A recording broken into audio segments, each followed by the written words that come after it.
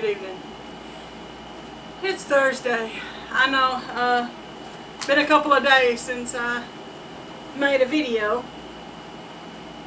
And I just want to start tonight's video off with a praise the Lord. I am so thankful God put people in our lives at just the right moment. Today I had another day where my speech was messed up, couldn't talk plain. I had my wits end, as they would say. Sorry. I was at my wits end. I've been stuttering and stumbling over my words, and hadn't been really wanting to go to the doctor. Because the last few times I've gone to the doctor with this, they run a series of tests, tell me, sorry Miss Wofford, you don't have a stroke, go home and let us know if it doesn't get any better. Or one of them even told me to reduce my stress. So, kind of had given up trying to find someone who could actually tell me what these were. Because my husband and I both kept feeling like these were migraines. It was a migraine causing all this issue. And so I started trying to treat it as a migraine. And this week, see, Sunday I stuttered through. Finally got to talking right Monday. Tuesday go to school and it's picture day. So they took my picture. And the flash, I think, triggered what I would call a downward spiral of a migraine. It took me down pretty quick. I couldn't talk right, left side numb, the whole 9 yards. I was actually to the point today I was about ready just to do a video to see if anybody in YouTube land had an answer.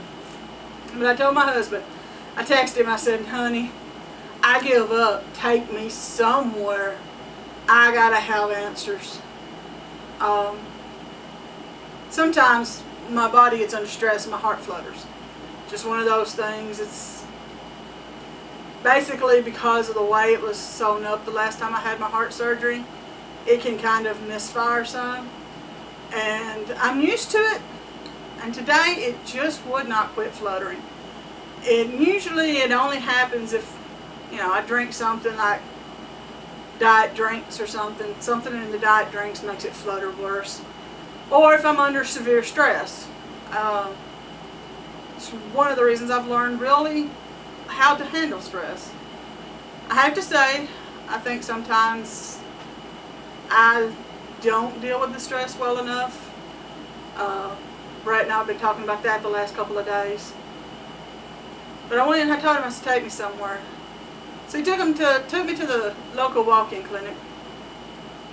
And they were like, okay, we cannot rule out a stroke, so we want to send you to a bigger hospital where they can run the test needed to rule out the stroke. Especially since you've had this before and you're kind of pretty sure it's a migraine, but I'm not willing to say that right now because, well, what if it was? And that's one of the things. I understand that. So I go to a bigger hospital. I go to Maury Regional. And it's not the big ones and stuff like Vanderbilt or anywhere like that. But, Maury Regional is a wonderful place to go. My daughter went there when she miscarried. And the staff was wonderful with her. And today when Brett took me up there, we both really expected to be told, well, you don't have a stroke, go home and take it easy. And as we explained to the doctor in the ER, we've done this. This isn't our first time here. This isn't my first experience with this. And I told him, we told him, Brett had to talk for me. I was still stuttering too much. That we had Googled migraines that mimic a stroke and had found a particular type of migraine. Could it possibly be a migraine? And he said, we'll figure that out. He wanted to run a test to verify that there was no stroke symptoms, but he was going to go ahead and treat the migraine. Treat it as a migraine. And I got tickled. The nurse that waited on me was the same one that waited on my daughter. And when she came in, she smiled. She said, "You've got what we call the migraine cocktail. Oh, this will make you feel good in a minute." She said, "You got a headache?" I was like, "Well, yeah, I mean, my head felt like pressure, but there wasn't sharp pains." It's a flip. Sometimes I have the sharp pains of the migraine. Sometimes I have the stuttering, looking like I'm having a major stroke of the migraine. And he ran a CT, came back in, said, "Miss Wofford, everything checked out good." He said, he goes, "How are you feeling?" And I just started talking to him. And he just looked at me. And for the first time, a doctor said it was a migraine. And he wanted me to follow up with a neurologist. He actually put one on my discharge papers. And I told my husband, "So I think I want to go see this one." Because he had talked with a neurologist to make sure there was nothing else they needed run before they discharged me. But he gave me, for the first time, a prescription for migraines. And all I can say is thank God. Because I've been dealing with this, I don't know, 3, maybe 4 years now, trying to get something fixed about it. And had gotten to the point of just throwing my hands up in the air and going, "Okay, God, whenever you feel like fixing it, I'm waiting." Today I said, "Okay, God, I can't take no more. This is driving me nuts. I mean, literally going crazy. I'm ready for the padded walls and the straitjacket. I can't handle no more." And I finally God put a young man in front of me who said, "Miss Wofford, I agree." And he treated the migraine. And not only did he treat that migraine in the ER, he's the first one who's ever wrote me a prescription for migraine medication. And I am just so thankful and so excited. I follow up with a neurologist to get on a migraine treatment plan. Basically, is what this is going to be. And I'm excited about it because for the first time, I've had migraines since I was a teenager. I've always had them, but they've never interfered as they have in the last 2 or 3 years. That and the fact that other than running a test, you couldn't determine between a migraine and a stroke. And because of that, it's nerve-wracking. So now I finally have a direction, a way of saying, yes, okay, it is a migraine. I have now,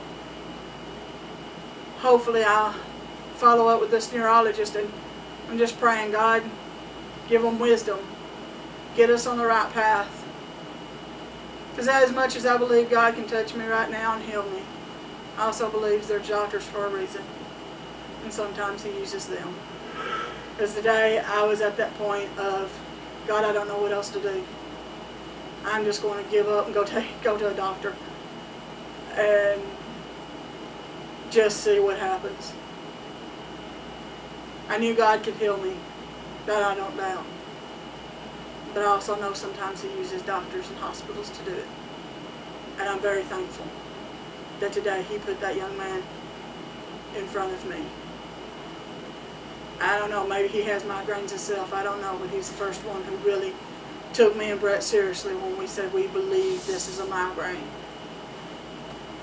And he treated it. And I didn't get sent home and said, lower your stress. Because I'm like, I'm trying. I'm really trying. But I would. Having said that, I would. Like ideas. How do you deal with stress? Comment on this video. Let me know.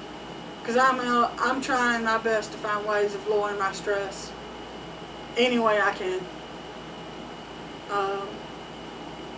So if you have a something that works for you, share it with me. I'm really looking into ways of lowering stress, lowering anything that keeps these migraines away. As always, I believe in you. God bless.